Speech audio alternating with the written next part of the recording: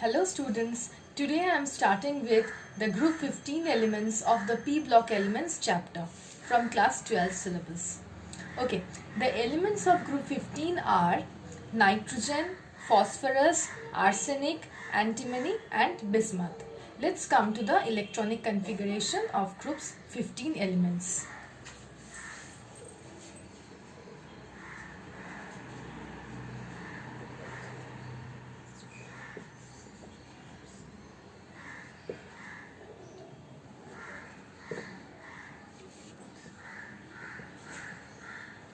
Helium 2s2 2p3.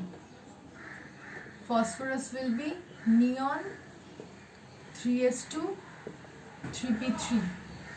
Arsenic will be argon 3d10 4s2 4p3.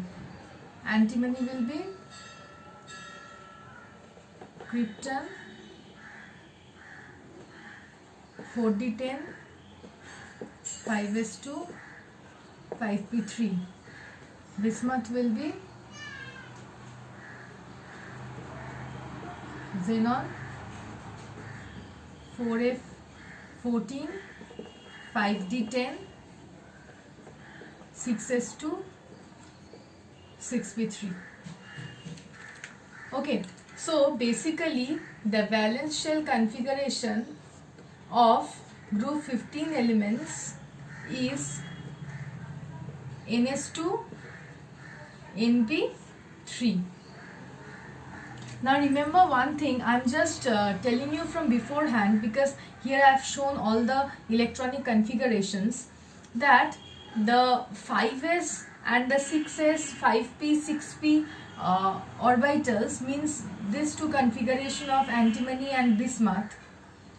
The 5s and the 6s orbitals show inert pair effect. So what is inert pair effect? I have told earlier also that inert pair effect is the unwilling participation of the s orbitals in bonding. This effect is known as inert pair effect, and it is basically shown by the higher members of a group. Here the higher members of this group 15 are antimony and bismuth. They have 5s and 6s orbitals respectively. So the electrons of the 5s and the 6s orbitals are unwilling to take part in bonding. So they form 3 bonds with the 3 unpaired electrons. That is, they will not form 5 bonds. They will form only 3 bonds with the other atoms. That's why they have low melting point. Means melting point is one of their physical properties. The melting point trend is like this, that from nitrogen to arsenic the melting point will increase, but again after this it will decrease to bismuth. So why is the melting point of antimony and bismuth are low? The reason behind this is that the antimony and bismuth consist of 5s and 5p filled orbitals, 5s and 6s filled orbitals, and they being the higher members of this group will show the inert pair effect, that is the s orbitals are not willing to take part in the chemical bonding. That's why these two will form only 3 covalent bonds with the 3 unpaired electrons in the p orbitals. As a result, the interatomic attraction will be weak for these two. As a result, they will have a low melting point. Okay, so melting point was an important physical property, and it has a different trend in group 15 elements. That's why I have explained to you by showing the electronic configuration at first only. Okay, so I'll come to the next property. This was melting point. I'll come to the next property, which is the atomic radii. You all know that the atomic radii increases across a period, decreases across a period, and increases down a group. So atomic radii will decrease across a period and will increase down a group. So you can say that the elements of group 15 will have a lesser atomic radii as compared to the group 14 elements. The reason behind the decrease in the atomic radii is because that as we move from left to right across a period, the size decreases. That is, the atomic size decreases. Why? Because nuclear charge increases. As nuclear charge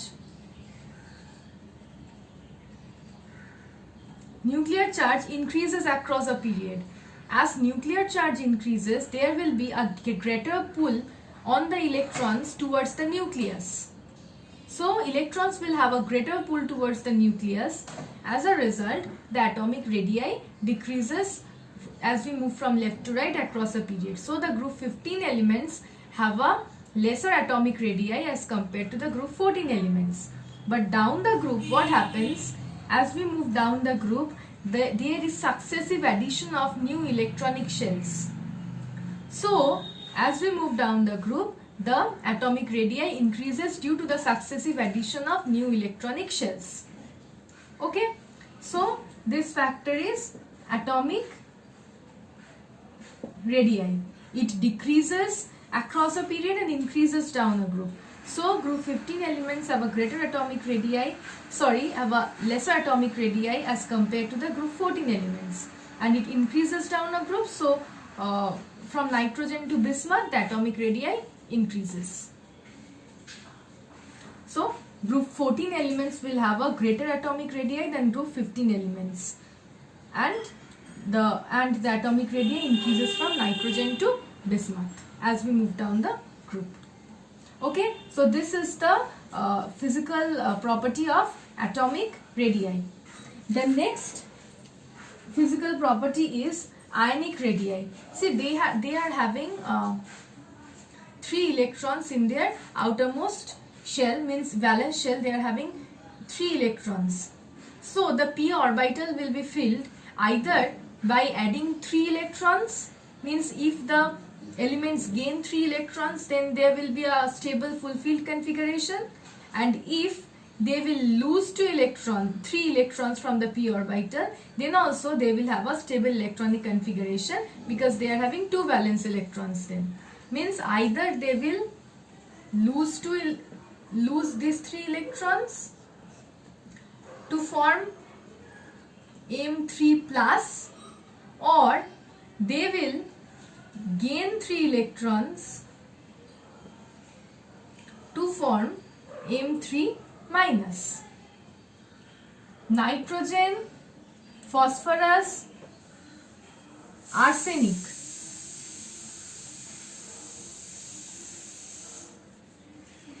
Nitrogen, phosphorus, arsenic. Basically, these 3 will, means here I have just shown you as an example, these 3 will basically form the negative ions of M3 minus. Means don't think that I have shown here M3 minus, which means that they will form M3 minus and they will form M3 plus. No, I have just shown you with an example that this can happen. They can lose electron, they can gain electron. Just the general form I have shown. But generally what happens, that nitrogen, phosphorus, arsenic will gain 3 electrons to form M3 minus ions, and antimony and bismuth will form M3 plus. They will lose 3 electrons. Okay, so nitrogen, phosphorus, arsenic will gain 3 electrons and to form M3 minus negative ion, and antimony and bismuth will form M3 plus positive ion. Now this M3 minus will have, the negative ions will have a greater ionic radii as compared to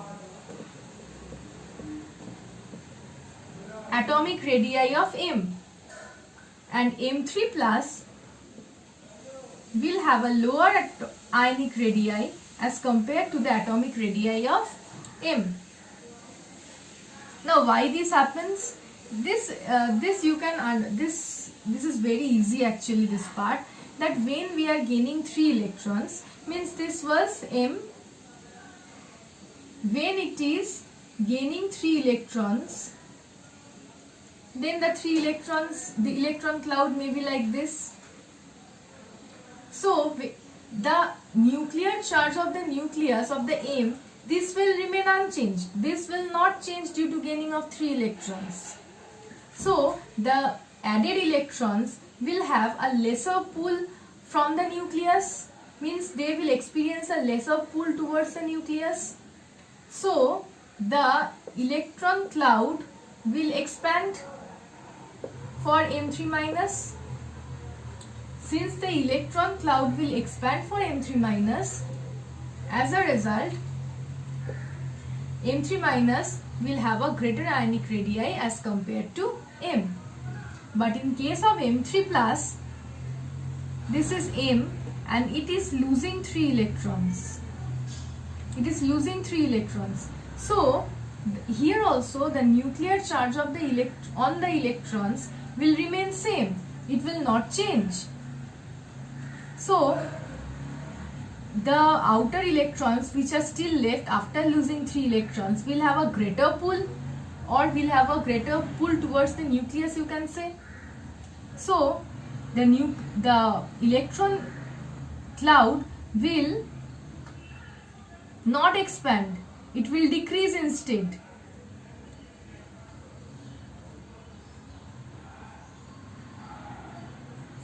So we are having this result, that M3 plus has a less ionic radii as compared to the atomic radii of the element M.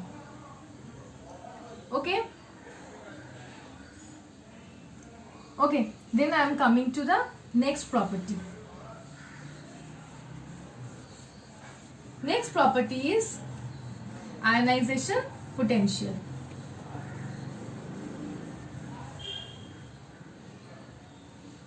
Ionization enthalpy. Now what do you mean by ionization enthalpy? It is the amount of energy which is required to remove an electron. Amount of energy to remove an electron. So if an atom is very stable, that means if an atom is very stable, it means it will not easily lose electrons. If a system is stable, it will not easily lose electrons. So if it does not easily lose electron, then it will require a greater energy to remove that electron. So for a stable system, the ionization enthalpy increases. Okay. It is observed that the group 15 elements have a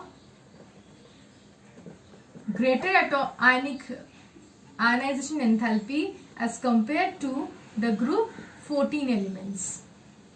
The first reason behind it is that as we move from left to right across a period, the nuclear charge increases. So if the nuclear charge increases and also the atomic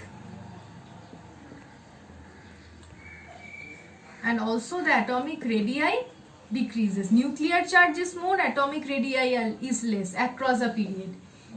That's why the ionization enthalpy is more across a period and is less down a group, because down a group the atomic radii increases. Okay, but for group 15 elements there is an extra stabilization. How? Because I have shown you that the valence shell configuration is ns2 np3. If I draw the p orbital, see, 3 unpaired electrons in the p orbital. We all know that their p orbital can accept total of 6 electrons. So for group 15 elements only 3 electrons are present, which means that this has half filled configuration. Group 15 elements have half filled configuration. That's why this half filled configuration we all know is a very stable system. Half filled configuration provides extra stability to the group 15 elements. That's why in addition to these two factors, the extra stability provided due to half filled configuration of group 15 elements, the group 15 elements are very stable. Since they are very stable, they do not easily lose electrons. So they will require much higher energy to remove an outermost electron. So the ionization enthalpy of group 15 elements is much more than that of group 14 elements. Okay?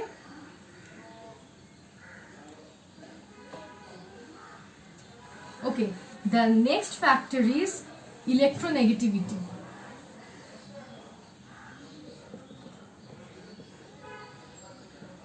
This is easy again. We all know that as we move from left to right across a period, what happens? The nuclear charge increases, atomic radii decreases. So, electronegativity increases from left to right across a period. Electronegativity increases from left to right across a period. Down a group, atomic radii increases, electronegativity decreases down a group. So the electronegativity of group 15 elements is greater than the electronegativity of the corresponding group 14 elements. Okay, and we know that the electronegativity decreases from nitrogen to bismuth as we move down the group. Okay, so the other physical properties like oxidation, catenation, allotropy are left, which I will continue in the next video. Thank you.